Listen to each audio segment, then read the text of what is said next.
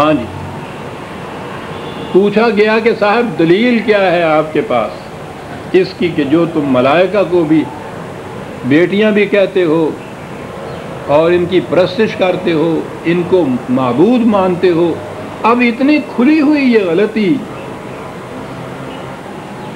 اس قدر توام پرستی کی بات تھی کہ دلیل سے اس کا جواب نہیں مل سکتا تھا۔ جواب کیا ملا؟ وہی جواب جو ہم آج دیتے ہیں کہ یہ سب کچھ خدا کرتا ہے، ہم تو نہیں کرتے، ہم ذمہ داری نہیں۔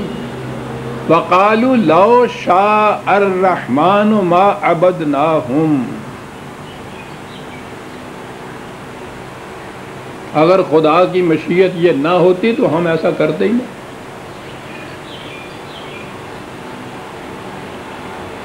آج بھی یہی جواب دیا جاتا ہے نا کہ سب کچھ خدا کی مرضی سے ہوتا ہے، وہی ہوتا ہے جو منظور خدا ہوتا ہے،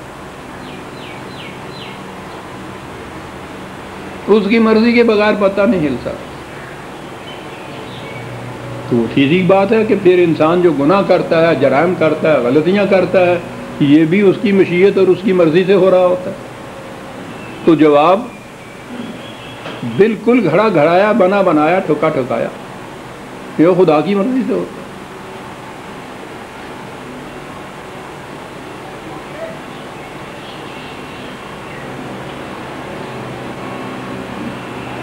اور ہم میں سے جتنا کوئی زیادہ پھر مرضی مولا والا ہوتا ہے، اتنا ہی زیادہ ہم مقرب بارگاہ الہی سمجھتے ہیں اسے۔ اتنی بڑی ضلالت کا عقیدہ رکھنے والا، پھیلانے والا، اور یہ مرضی مولا کے اندر گم ہوتے ہیں۔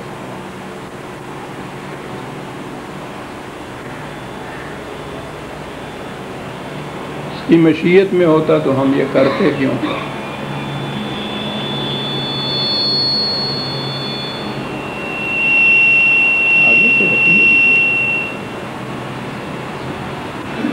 آپ کو معلوم ہے یہ جواب سب سے پہلے کس نے دیا تھا؟ یہ ابلیس نے جواب دیا۔ آدم سے بھی ایک لغزش ہوئی، ابلیس سے بھی معصیت ہوئی۔ آدم سے پوچھا کہ تم نے یہ کیوں غلطی؟ اس نے کہا کہ ربنا ظلمنا انفسنا، مجھ سے غلطی ہوئی، میں نے اپنے آپ پر کیا، ذمہ داری قبول کر لی۔ کہا ٹھیک ہے، تمہیں اس کا احساس ہو گیا ہے، ذمہ داری قبول کر لی ہے، تو اصلاح کا امکان ہے، اس لیے جاؤ،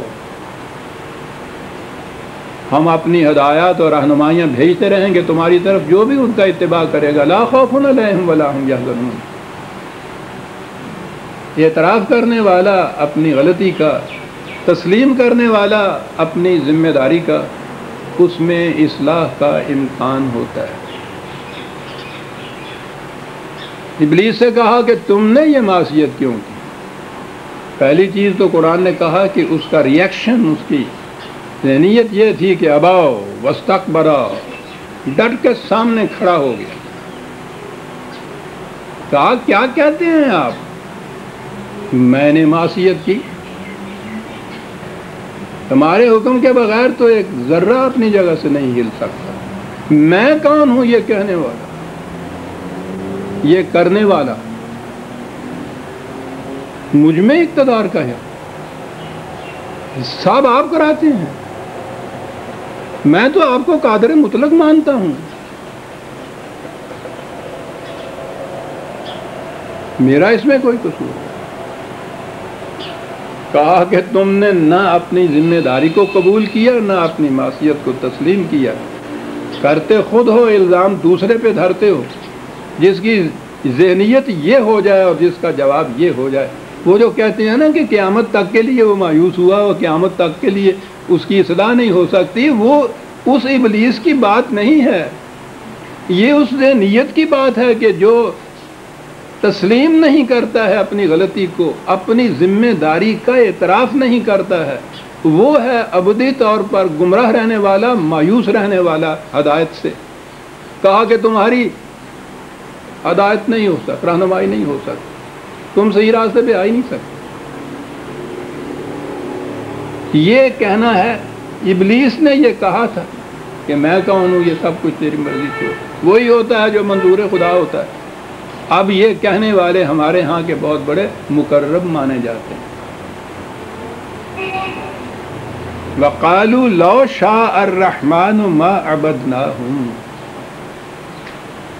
خدا کی مشیت میں نہ ہوتا، اس کی یہ مرضی نہ ہوتی تو ہم کس طرح سے ان کی عبادت، ان کی پوجا کرتے؟ یہ تو سب کچھ اس کی طرف سے ہوتا ہے. اس قسم کے جوابات جو ہیں قرآن کریم نے مختلف مقامات پر یہ دیے ہیں. دو ایک حوالے میں یہاں پیش کرتا ہوں. زیادہ حوالے ان تمام مضامین کے میری تبویب القرآن میں آپ کو ملیں گے. وہاں جامع طور پر میں نے ان چیزوں کو پیش کیا ہے. 6/149 6/149 سَيَقُولُ الَّذِينَ أَشْرَكُوا لَوْ شَاءَ اللَّهُ مَا أَشْرَكْنَا وَلَا آبَاؤُنَا وَلَا حَرَّمْنَا مِنْ شَيْءٍ.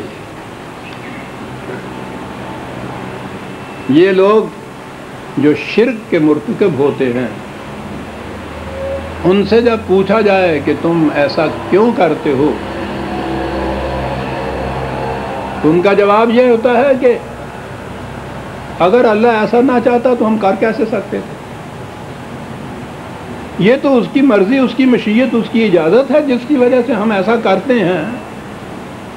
غلط ہے یہ چیز تو وہ روک کیوں نہیں دیتا؟ یہ سب اس کی مشیت کے تابع ہوتا. ایسا اگر نہ چاہتا وہ، نہ ہم ایسا کر سکتے تھے، نہ ہمارے آباء و اجداد ایسا کر سکتے تھے.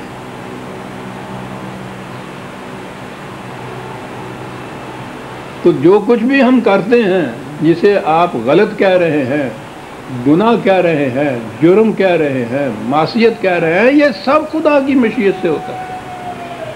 آپ غور کیجئے، یہ جواب جو ہے ابلیس سے قرآن نے بات شروع کی ہے اور اس کے بعد بتایا ہے کہ یہ جتنے بھی حق سے انحراف کرنے والے، کفر برتنے والے، شرک کرنے والے لوگ تھے، جب بھی ان سے پوچھا جاتا تھا تو وہ اس کا یہ جواب دیتے تھے. پھر دوہرا دوں عزیزان من، جس جواب کو ہم اپنی طرف سے بڑے فخر سے پیش کرتے ہیں کہ ہم تو خدا کی مشیت اور مرضی کے تابع چلتے ہیں. وہ جو میں دہرایا کرتا ہوں وہ شعر حضرت معانی کا کہ مرضی یار کے خلاف نہ ہو، لوگ میرے لیے دعا نہ کریں. یہاں تک چلے جاتے ہیں. قرآن بار بار دیکھ لیجئے کہ کن کے اقوال بتا رہا ہے، یہ کن کی طرف سے جواب دیا جا رہا ہے جسے قرآن پیش کر رہا ہے. اور اس کے بعد اگلی چیز ہے کذالک کذب الذین من قبلہم. یہ انہی کی بات نہیں ہے، ان سے پہلے بھی جو تھے ہدایت کی تکذیب کرنے والے اسی قسم کا جواب دیا کرتے تھے. حتی ذاقوا بأسنا، جو اپنی ذمہ داریوں کو قبول نہیں کرتا، اپنی غلطیوں کو تسلیم نہیں کرتا، دوسرے کے سر کے اوپر منڈتا ہے اس کا نتیجہ تباہی اور بربادی ہوتا ہے، فرد کا بھی اور قوموں کا بھی. عزیزان من، ایک اور حوالہ پیش کر دوں.